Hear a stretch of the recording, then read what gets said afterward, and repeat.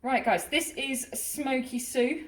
Smoky Sue has taken up the poor life choice of deciding to start smoking. She's having a bad time, she's got a spider in her hair, she's got all sorts of problems, right?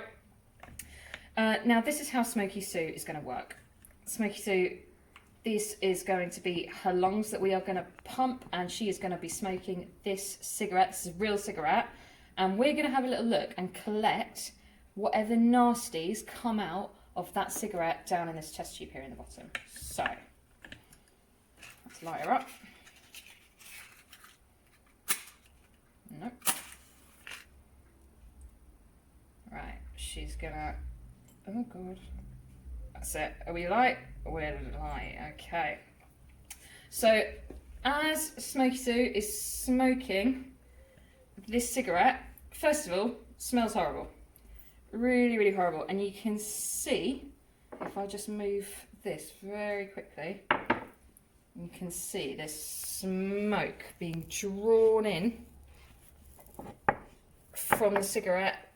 Remember, it's got to go past her mouth, past her teeth, all the way down her trachea, oh it smells, into her lungs. Now, as that's going, we're going to have a look at that in a second. But we're just going to think about the different chemicals that is coming out of this cigarette.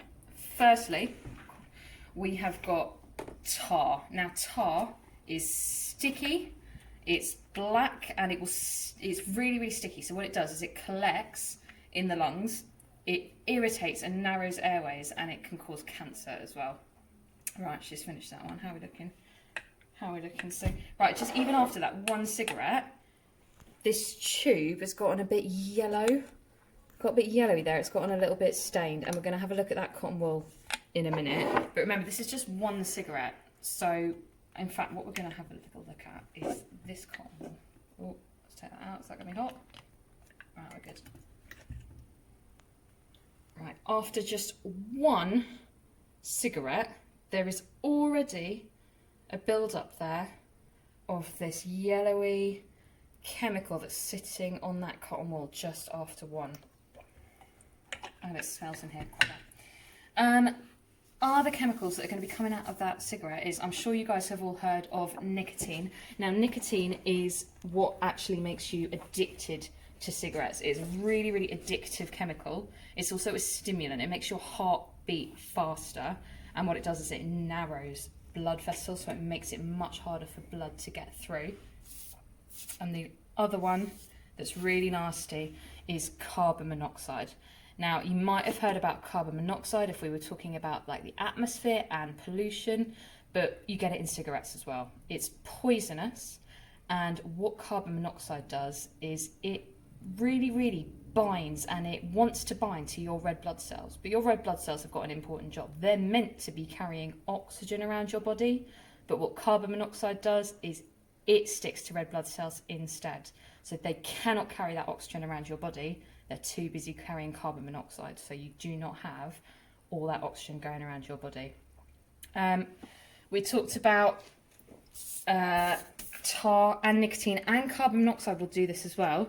It will narrow and irritate your blood vessels, so your veins, your arteries, where your blood really wants to be able to travel through.